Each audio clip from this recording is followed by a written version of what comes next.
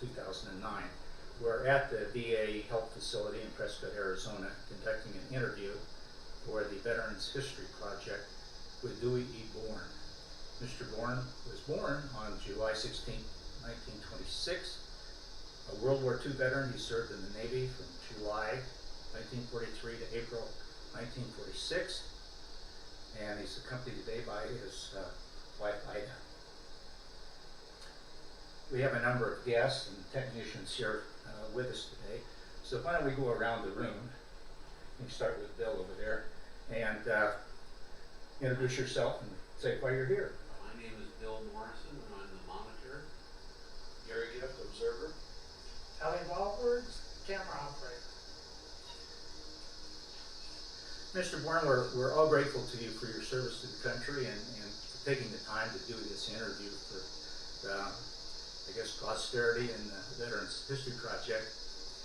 It's also, of course, for your family, and it'll be a nice family document. We'll give you a copy of it at the end of the interview or after we get it processed, so it's 2 weeks it takes to get it done. I guess the best way to get started is to start at the beginning. Let's kind of go back to your childhood. Where were you born and raised?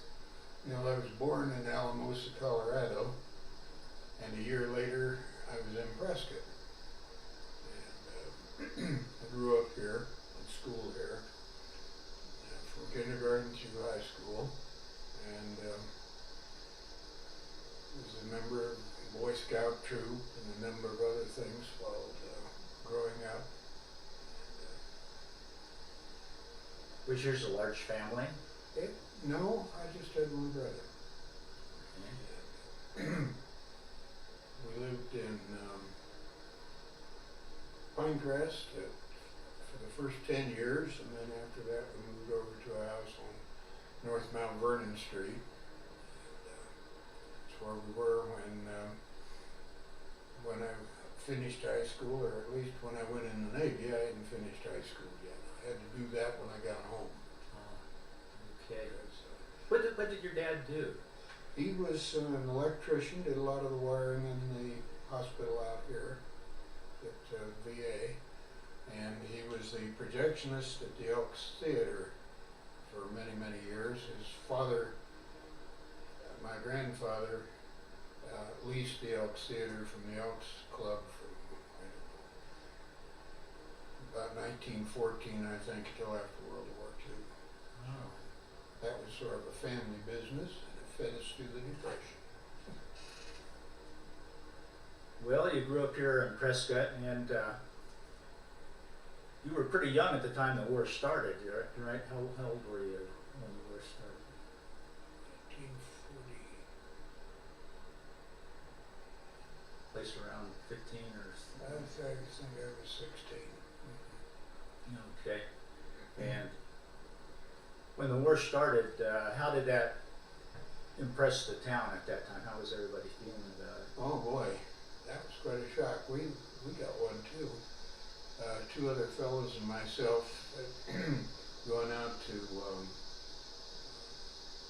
the Verde River duck hunting on Saturday, and there weren't any ducks. Camped overnight. Next morning there weren't any ducks, so we came back into Prescott, and the first thing we heard was Pearl Harbor had been bombed and we were at war, and it was quite a jolt. And the whole town reacted the same way. They immediately, I don't know what all they did. They quit driving at night because of the lights and lots of other things. Curtains went up on windows. Oh, getting prepared for the invasion. Getting ready for the invasion, which fortunately didn't come. Okay. Did you have any thought at that time that maybe the war would last so long you would be in the service? Or? I had no idea, but I assumed it probably would. Mm-hmm. And my father went in not too long after that, along with one of my uncles. And he was, as an electrician, of course he was 44 years old when he went in, but normally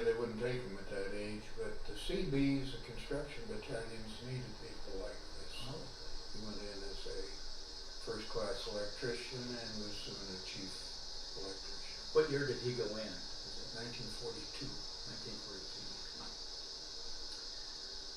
So you were going to high school, and then at some point, I guess. Well, it was interesting too. Back to my grandfather, he was head of the draft board.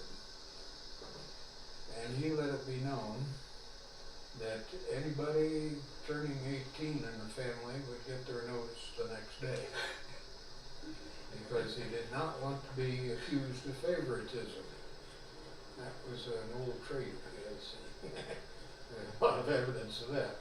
And there's only one member in the family that applied to me. So I enlisted. Okay, and what did you enlist in at that point? Oh, I enlisted in the Navy. Okay. And went through the usual things of boot camp. And Where did you go to boot camp? went to boot camp at Naval Station at San Diego. And then I went to fire control school there also for 5 months. And that's a Class A school. Sounds like how to handle a hose to put out fires, but that isn't it. Fire control is controlling the firing of the big guns. So it gets a little complicated. You have to be able to figure out your range and aim when you're on a moving platform and you're aiming at another moving platform, that sort of thing. Okay. So that was really the specialty school that you That went was to. a specialty school I went to, yeah. And did you get assigned to that duty when you were put? No, that's the way it went in the Navy in those days. When I got out of there, I was actually assigned for a brief time to the prison on Terminal Island as an outside guard. That only lasted about a month, and I guess someplace to put me. And then they shipped us over to Pearl Harbor on a merchant ship. And I thought I was going over there to start submarine school, but it didn't work that way. Put in a barracks for a bit, and then I was assigned to the USS Cahaba, a fleet oiler. And they didn't use me as a fire controlman because fleet oilers didn't have fire control. Okay. So fortunately, in high school and everything, I was with a group that interested in ham radio and the code and everything, so I was able to work myself in as a radio operator. That was something that you wanted to do then? Mm-hmm. So I spent the rest of the time there as a radio operator on the Cahaba. And the Cahaba, of course, as a fleet oiler, was, I like to refer to it as a seagoing service station. We carried the bunker oil for the boilers, the steamships, diesel oil, aviation gasoline, and we spent our time going out and fueling the ships of the fleet, and coming back to whatever the forward base was at the time, meeting the merchant ships and getting reloaded and going back out again, and that's how we did it. Could you tell us a little about the ship, how it was arranged and Well, the constructed? ship was about, I think about 800 or 900 feet long, about 50 feet wide. Fully loaded, it sunk under the water about 30 feet, or a little more. So it was a pretty stable ship. It had, on the stern of it was the engine rooms and emergency radio room. The galley was back there, the mess hall, and the sick bay. We had a pretty good sick bay with a surgeon and everything on it. And then the midships, or a little bit ahead of that, was a main superstructure. We have a picture of it there. That had the all the signal groups, the flags, the lights, the radio men, and the quartermasters that steered the ship, and the captain and all the officers' quarters were there. In between were a couple of well decks that were lower down closer to the water, and they had the cranes on it and the hoses and everything for fueling the ships. About how long was it? About 900 feet. It's a pretty good sized ship. 1,500 feet. I never measured it. Now, had that ship been out before you got on it? It was a new ship. It was on its maiden voyage from, I think it was commissioned in San Francisco, I don't know. And it, when it got to Pearl Harbor, then I was assigned to it. So it was a new ship. But it was a beat up old ship when we brought it back. Did you want to be a sailor? Did you get seasick or anything? No, never did. No, I was never seasick. Never bothered me. And for which I was very grateful because we got some pretty rough water and it didn't seem to bother me. Okay, now you weren't in Hawaii now, and you had gotten on the ship at that particular point. Where did you go then? Well, we sailed to forward base. Our forward bases were the islands that had been cleared ahead of time by the Marines. The trees were about 3 feet tall, and the rest of it had been blown off. But they were atolls, and that's a whole ring of coral islands with a lagoon in the middle. Some of those lagoons were big enough to hold the whole fleet. They were big. And the first one we went to, I think, was called Majuro. It's hard to remember. It was near the Solomon Islands. And then I think the next one we were using was at Kwajalein, which is what, the Marshall Islands. Palau, which has been in the news lately for some reason or other, was one of them. And Ulithi was another, and there were some others that I don't remember. How did you deliver the fuel? Well, the fuel was fueled underway at 10 knots, and it had to be standard because all the ships had to be at that. And then the ships of the fleet that were fueling came up on either side of us. Sometimes we fueled 2 at a time. They came up on either side. We hooked the hoses with booms over to the ship. They attached it to whatever their inlet was. And we transferred the fuel that way, and when they were through, we pulled it back. Another ship, they left, another ship would come up. And sometimes it went pretty well, sometimes it didn't. We had the battleship Alabama beside us one time, and the difference in displacement, I guess, must have been it, because we slammed together side to side. And the Alabama had what they call a blister on it. And that's a place that comes out well above the sea level, and then there was another hull. I think what it was put an outside hull down, so if they caught a torpedo, it blew a hole in the outside hull and didn't hurt the ship. That, I think, is what they had. At any rate, that blister hit us and caved in our side about 3 feet from stem to stern. But we were well above the water line. It was good steel, good welds, didn't leak. How did you get that repaired? So we sailed for a while on that, and then they sent us back to Pearl Harbor for repairs. And that was very nice, because there was a fellow there at Pearl Harbor who recognized the ship I was on, my father. Amazing, huh? They were, his CB battalion was stationed there, and it's amazing how I got off the ship so often. No one else could. Did you have a good time while you were there? We walked. Honolulu was not like it is today. It was just one-story buildings, crammed with servicemen of all sorts, but there were restaurants where you could get something to eat. Waikiki Beach had one hotel on it, and it's still there, the Royal Hawaiian, which is painted the same color off pink that it was then. But the Navy had it, and they used it for recreation time for submarine crews when they came back from patrol. Nothing else, just beach. When you're there today, it's all big, huge hotels, everything, but that time it was just beach. And then when we sailed, we were in a huge convoy. And about the second day out, a signalman from the flying bridge up above came down and got me.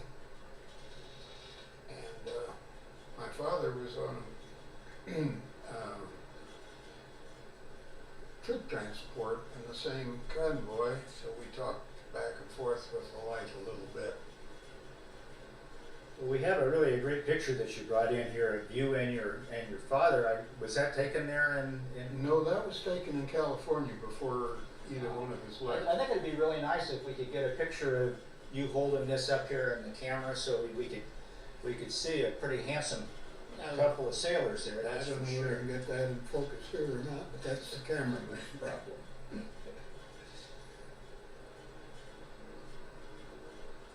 Okay, I think we got it. He didn't dress like that on Tinian. Had a little more casual wear. He dressed like this on Tinian.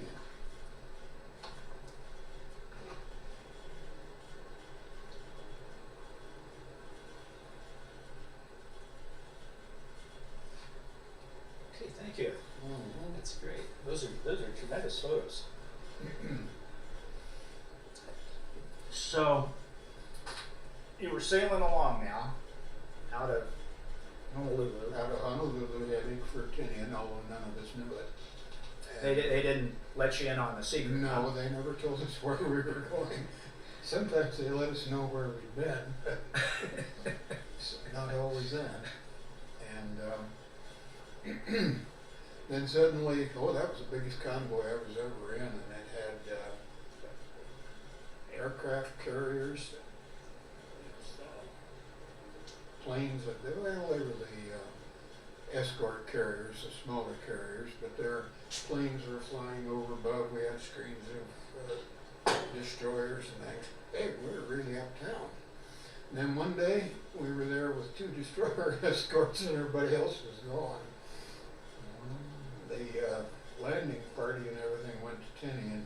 We were off by ourselves. God, how far off were you there? I don't know. When you're out in the Pacific, you can't tell. It's just water. All right. And, but we were suddenly just the fleet oilers and the cargo ships. That's also supplied the other ships with whatever they needed, food and everything else. We were all there as usual with our own convoy that we were used to traveling with. And the rest of them made the landing on Tinian. And that was where they built the airfield that the B-29s used, and Enola Gay took off from there. And that CB battalion he was with built the airfield. Didn't see him again until I got home. Was there any danger at that particular point from the enemy or Japanese? Were they bombing? Well, there was always a danger of submarines, but we didn't seem to be in any particular danger. There was a channel not too wide between Tinian and Saipan. It was heavily mined, but we came in to fuel a fleet when it was necessary and then backed off. You'll notice on the thing here that I am entitled to something like 5 battle stars. Battles on these, what we call the auxiliary ships, the cargo ships and the oilers and so forth, were not very spectacular. Remember the Battle of the Philippine Sea. We were called to general quarters and we stayed there a couple days. Then it was called off and we were told to prepare for fueling. The ships came up, fueled, we went back on general quarters. A little later, that was the Battle of the Philippine Sea, and we saw none of it. Now, what was your typical day like on board as a radio owner? A typical day on board was standing watches in the radio shack where we copied code, and it was all in 5-letter code groups that were generated by machines. Coding machines, so none of it made any sense. And if you tried to pay attention to it, they would have you in the nut house before long. So we put the earphones kind of down here around our neck if we could hear well enough, and sat there and let the fingers run on the typewriter automatically. Some of them read books while they were doing that. And you did 2 hours of that, and then somebody else took over, and you went over and broke codes for things, did other work in the Radio Shack for 2 hours. For the rest of your 4-hour watch, and then you were off watch, and depending on time of day or night, because this rotated around it, and so you're on different times, but you either had about 8 hours of work to do after that, or you got some sleep, or depending on if you went off at midnight, you went in and got some sleep. And we had other duties to do. I had to make sure that all of the radio equipment was cleaned and ready to go in case of an emergency. And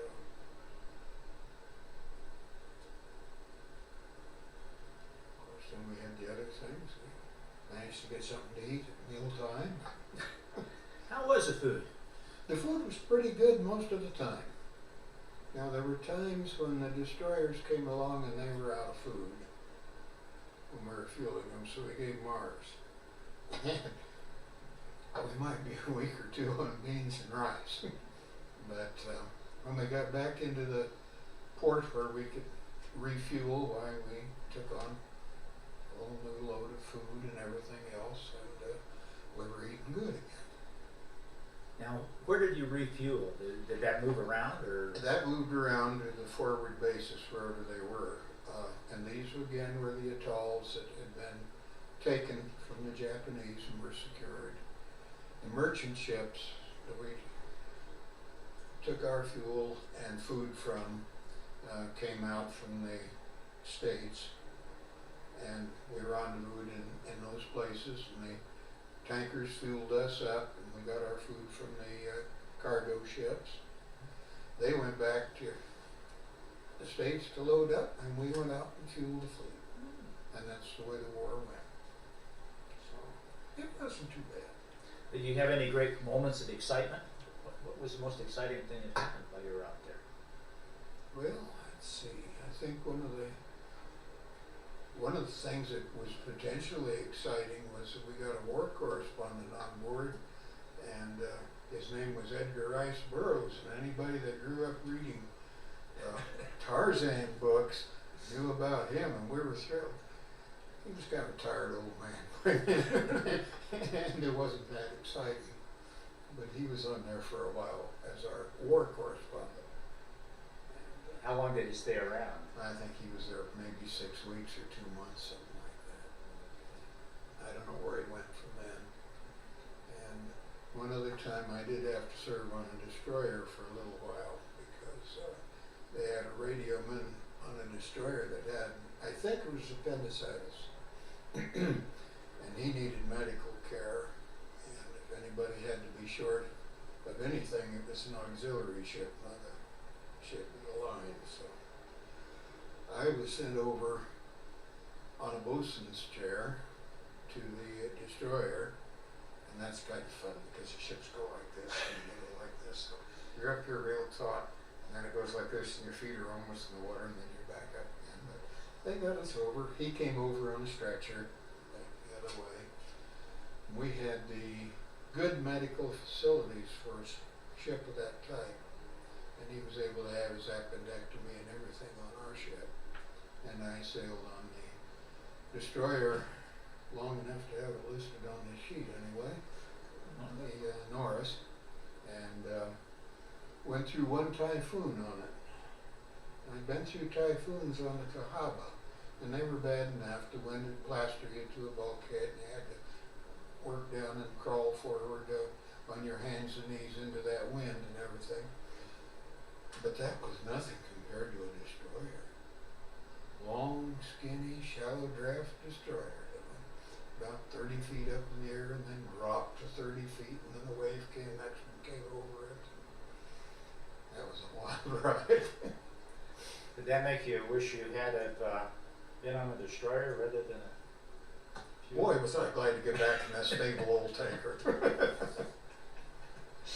Because then later when we fueled in Norris again, why we swapped places again. Were you communicating with the folks back home during this period of time? With letters, yeah. And we could write letters, and occasionally they got sent off from someplace. I don't know how they ever made it. And sometimes when we were fueling a ship or something, why we'd get some bags of mail over that they had for us. Did you get pretty regular mail delivery, or? No, it was, when we got a bunch. But it was always welcome. How were the officers on your ship? Did they know what they were doing, or? Most of them. We had one ensign that he didn't last long. He was assigned the duty as officer of the deck. Mm-hmm. And so I think he decided he wanted to make admiral real quick. So he sent out a memo that we were limited to just a few gallons of water a day to conserve water. And of course the engineering officer didn't take that too well. We had our evaporators on there that converted seawater into fresh water. It was very good. So he fired up all the evaporators full blast. The water tanks were forward in front of the superstructure. The captain was on the bridge when the air vents overflowed and the fresh water was flowing across the deck. So he called the engineering officer up there, and he was furious. The engineering officer is handing the memo from the ensign, who was then called up. He didn't last long. But other than that, we had pretty good officers. They knew what they were doing and did their jobs well. So all in all, it was not bad duty. You had no regrets you were in the Navy? No. Yeah. Especially when a lot of the friends of mine from high school were in the battles on Okinawa and so forth and came back wounded. I was sure glad I was in the Navy. You made some good friends aboard your ship? Yes, we did. Mm-hmm. And one of them went with me after the war. We were in Okinawa, fueling the ships that were there during the kamikaze attacks, and that was not much fun. The Higgins boats, called LCMs, were equipped with smoke generators, and they were running back and forth, laying out smoke screens so the kamikaze planes couldn't spot their targets too well. And we had to breathe that smoke, which wasn't very nice. And the closest we came was one kamikaze plane that was apparently aiming at a repair ship, the Ajax, that was over from us a ways. It was an older one with fixed landing gear, which caught our antennas between the two masts. It dumped the plane in the water, which blew up in the harbor. And we couldn't transmit for a while because they were at our antenna. It just ripped it clear out. But after we fueled the ships enough, we needed refueling ourselves, so we went back to forward base, which was Ulithi. And we were there when we heard about this fantastic new weapon that seemed to do a lot of damage in Japan, but we didn't know any more than that about it. And then we heard that they damaged some more, and we were going back to Okinawa when the war ended. And you would think there'd been dancing and whooping and hollering. Just relief. Just relief. The war was over. And we could go home, but I didn't get home for a long time. What happened after that? Well, we went up to the northern end of Formosa, which is now, what do I call it now? Anyhow. Taiwan, yeah, I couldn't think of the name. And we were at the northern port there, I think it was called Key Run, port right on the northern end of it. being Americans, there were a lot of small Japanese tugboats and patrol boats and things in there, and we gave them all enough diesel oil to go home. And in fact, I have a picture there of the tugboat that was coming up to get its diesel oil. And then we sailed to Shanghai. Well, since you brought that up, we do have a picture of that tugboat. Why don't we put that in there? That's kind of an interesting shot you There's got a there. there's a Japanese camouflage paint job.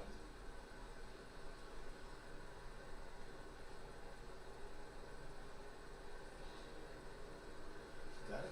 And Were they pretty friendly at that particular point too, or how? What was what kind of relationship would you say?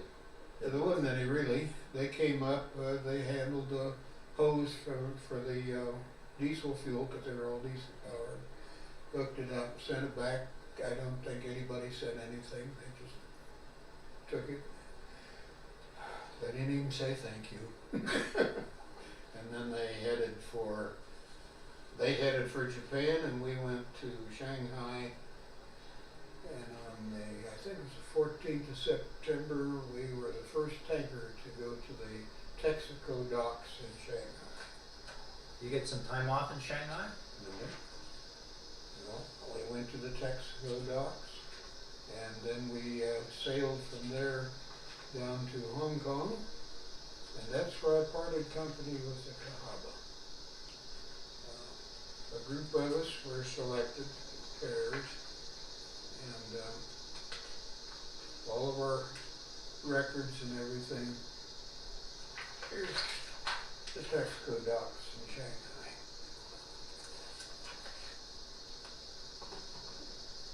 At least got a picture of that, even if we didn't get to go ashore. That's a good picture too. Yeah. And when we were put ashore in Hong Kong to work with the, I don't know what you'd call them. They were the heads of departments, for British heads of the departments, and they were physically not in the best of shape. They'd been 6 years in a detainment camp for the Japanese called Jeonshiro, and they were suffering from malnutrition and vitamin deficiencies and things, but not vitamin C, because that is citrus growing area down there. So they had that, but the vision was bad from lack of vitamin A and some of these things. So they, for somehow, I don't know how this ever happened, I still don't know. We were assigned to some of these, and one of my good friends from there, Paul Irwin, I checked with him too later, and I were assigned to the head of public transportation, and named John Leghorn, his wife. And public transportation were the British double stacked buses. And they weren't in the best of shape. Actually, the Japanese had been running them all that time, but we weren't mechanics. We didn't have any. They didn't need us anyway. He had all of his good Chinese mechanics that had worked there before. So we didn't seem to be much value there. We did go up to their home, which was up on Victoria Peak. A nice, big brick home, good size. No windows, one door gone. All the plumbing had been ripped out. All the electricity, the wiring, fixtures, everything had been ripped out. A few snakes in there, which you had to be careful of because they were cobras.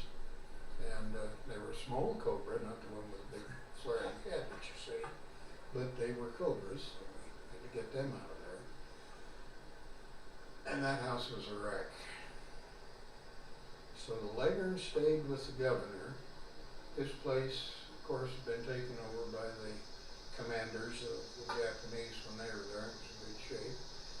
And Paul and I stayed with the head of the water department, Gordon Higgins. I guess his house had been used too, so it wasn't in bad shape either. I think he was kind of glad to have the company because his wife had not survived the internment camp.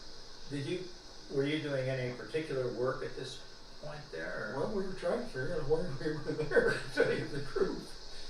And I'm not, So you were kind of in a tourist status, is that? well, no, we were assigned to these people to help them, but we couldn't figure out how to help them. But that house did it. And so we were up there a day or two later going through it.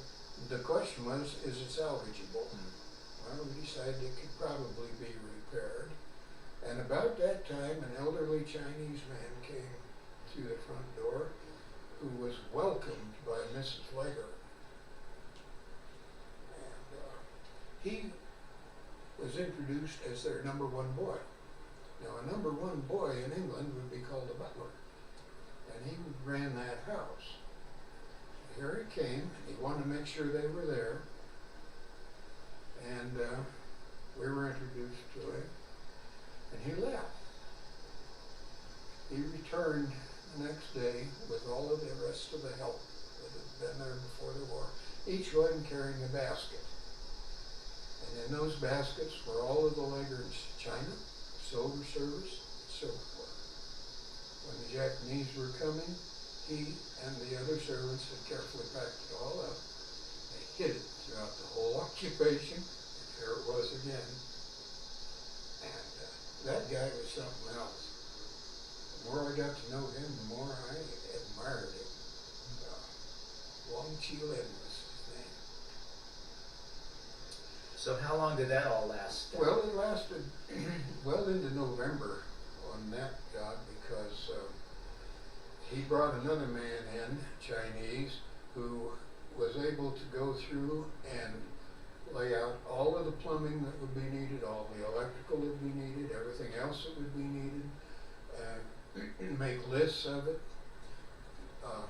detailed drawings of how everything was supposed to go. I guess he was an architect. I really don't know, but he was certainly good. And then we took those lists, and this is where Paul and I finally had something to do. We took the list down to an office downtown Hong Kong and transferred everything he had written that was needed onto requisitions and left those there and went back up and somebody arranged, I imagine it was along Jilin. All the glass was replaced in the windows. A new door was put in where one of them was missing. Things were cleaned up inside. And finally, we got word that the plumbing had come in. Now everything had to be shipped in. Nothing came from England because they didn't have anything. They were trying to recover from their war experience, and it worked. But it came from the other parts of the British Empire. We got a lot of things from South Africa, Australia, New Zealand, furniture from Canada. And these came in, we went down to the dock, Paul and I went down to the dock, and they had everything from our requisition in one place there, and the fellow was checking it off. When it got through, he said, "Well, there you are, lads, that's a lot. Now how do you get it up the hill?" And the truck pulled up. 4 Chinese jumped out and started loading it. I gotta tell you about those trucks. I still haven't figured out how they did it. But on the side of the truck, now this is English, so they're driving the wrong side of the road, but on the side of the cab was a big burner thing with a hose that ran into the engine, and they burned charcoal. And somehow from that they ran the engine. Now I can't think of anything coming off the charcoal fumes that would run an engine. The only thing I can think of is the charcoal was heating something in the tank above that did run the engine. But I never did know for sure. But it worked. It would even go up that steep hill up Victoria. Didn't run real good, but it ran. Well, did you work on the house then, or? Well, they brought it up, and we unloaded everything and checked it, and Wang Qilin saw that the plumbers came in and put everything in the way it should be. When the electrical stuff arrived, it was the same story all over again. And the electricians are right. We didn't have much to do. Those people took care of it. I've often wondered why they even bothered to send us there. But we enjoyed it. It was very nice. The British were very kind to us, very nice to us. They accepted us as just part of them. We had a big Christmas dinner at the governor's mansion with everybody, with a goose. And the governor felt compelled when they brought out the pudding to apologize, since they had no proper British plums.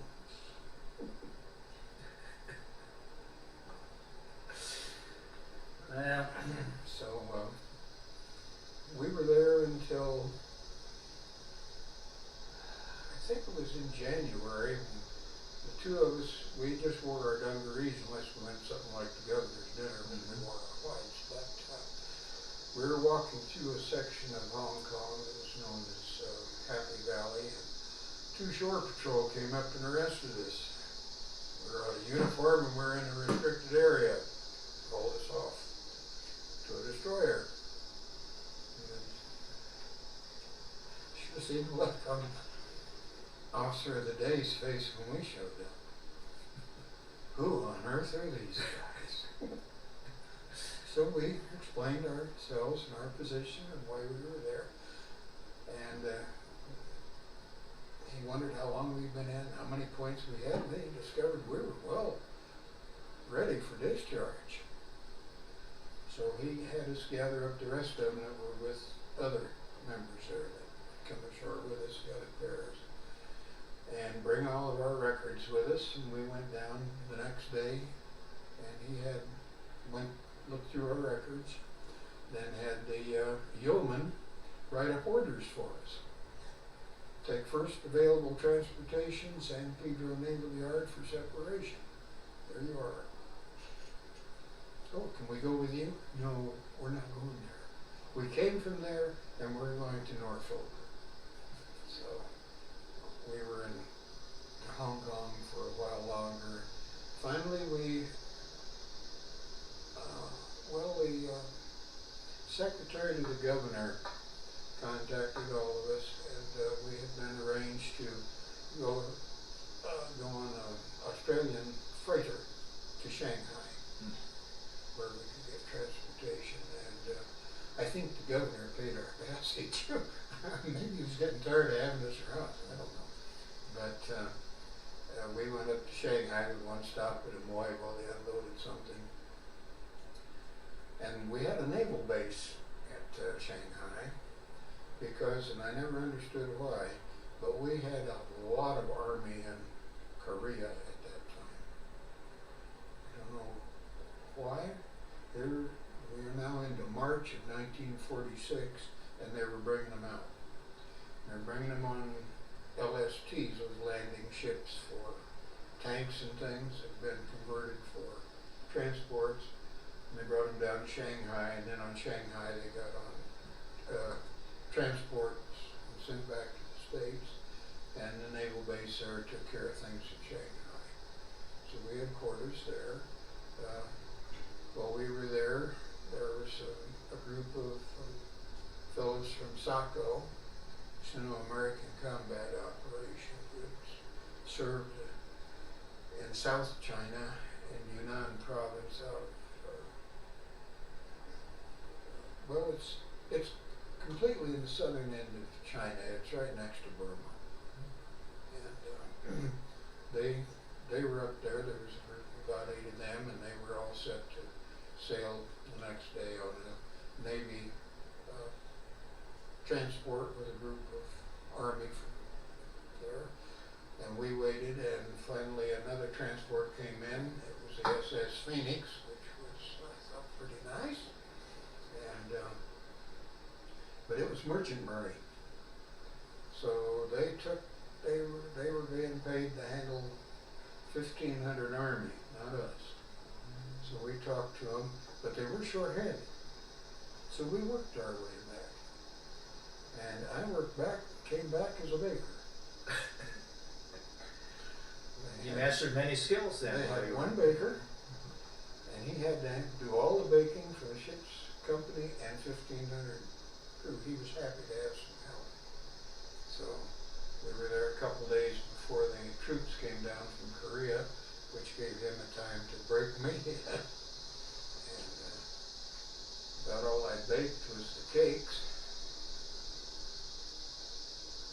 cakes every night. We worked from 6 in the evening to 6 in the morning, and I baked the cakes. And that was a big batch. 21 pounds of flour, 12 pounds of sugar. Two measures of the oil we had, and 2 measures of whatever the measure was, baking powder, and a pint of eggs. So you sailed out of there then, bacon as Sailed you over went? there and worked nights back to, we came into Seattle. So I sailed across as a baker. And did you separate in Seattle, or? No, in Seattle, well, our orders, remember, said San Pedro. So in Seattle, they put us on a train for Los Angeles, and we traveled first class. We had a Pullman with berths. They treated us pretty well. And then we took the red car from Los Angeles out to San Pedro, and there we went through the separation process. How long did that take to get through there? Oh, I don't know, 2 or 3 days. And then what happened? Well, from there, we got a bus and went back to Prescott. I'd only had one leave during the whole war. Because at one time the Cahaba couldn't fuel anymore, it wouldn't run 10 knots. And so they sent us back to San Pedro for having the boilers and everything replaced. And I got to go home. And how did that feel? That felt great. I didn't choose my travel too well. I took a train, and it took a long time. And it was early evening when it pulled into Ash Fork. At Ash Fork, I had to get out and thumb my way to Prescott. I was lucky. An ambulance with lights going came along, stopped and picked me up. Instead of doing the 35 miles an hour that were required, it could do 60. And they knew where I lived and let me off right in front of my parents' house. My mother was there, a little surprised to see me. And I had 2 weeks there. I know it was April 1945 because Roosevelt died while I was in Prescott. So I kind of. But other than that, it was the only leave I had during the whole time. Amazing. Well, after you got home, what did you do? Did you go into business, or? Well, I worked for a time for people that had a shop for the Trailways Bus Company. And went to school with one of them, and they're people I knew. And my job then was when a bus broke down, and they broke down frequently because they were pre-war buses. Some of them had a couple million miles on them. If they broke down, I took the spare bus we had there up for the driver to put his passengers on and take it, and it was my job to bring the broken one down, and Ted followed along with the repair car. We got the thing going if we could. If we didn't, we had to go back and get a tow car, because I had to go to Phoenix for that. And so I drove those back, and that's what we did until I went to school then in the fall. What school did you go to? Well, I started out at the University of Arizona, but we didn't get along very well, so I left there. Went to Phoenix College for 2 years. Completed that. I went to Ohio State, and I got 2 degrees there. And what did you get degrees in? I got degrees in biological sciences, majors in entomology. And as usual, when I train for one thing, I don't do it. What did you end up doing? Well, I did research in entomology in northern Ohio, California, and then worked in Florida for a year. And then I was hired back at Phoenix College as a faculty member. And they didn't teach entomology there, so I taught general biology, and I started a nursing program, so I picked up the anatomy and physiology for that. And that's what I taught the rest of my 28, 29, 30 years, whatever it was there. You must have got married in there sometime. Oh, yeah, I got married while I was in Ohio. Mhm. Before I got my bachelor's degree, we got married in March of '52. And our honeymoon was driving old 66. And went back to Ohio before the next session began. We got married over spring break. Do you have any children? Oh yeah, we have 3 children. And they all live in the valley now. Mason, or Glendale and Phoenix.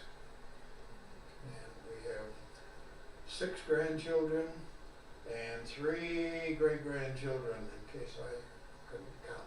We may have to make more than one copy of this thing with that many Grandchildren out there. Well, in fact, that folder I gave you was for the grandchildren.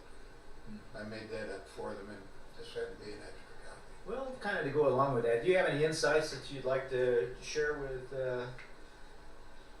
whoever's going to watch this on your military experience and how it changed your life, or did it change your life? Well, I know one thing. I was 17 years old when I went in there. I was about 30 when I came out. So you found it to be a It life-changing was a experience. maturing experience, starting with boot camp, which certainly straightens you out, gives you discipline and respect for authority, and then you don't goof off in their schools. 5 months in that school got me prepared, I guess. When I went to college, I knew what I was doing. Yeah, because that was pretty intense. Okay. Well, are you going to recommend a little stint in the military to your grandkids, or? Well, there's some of them I wish would go in. I think it'd do them some good. But so far they haven't done it. Is there anything that we missed, or anything else you'd like to talk about? Well, I don't know. I think we've covered it pretty well. Well, I really want to thank you for turning out for this, and Well, we'll smile for the camera here. all right, yeah, Carry we'll on. have to Okay. do that. Thanks a lot. Thank you.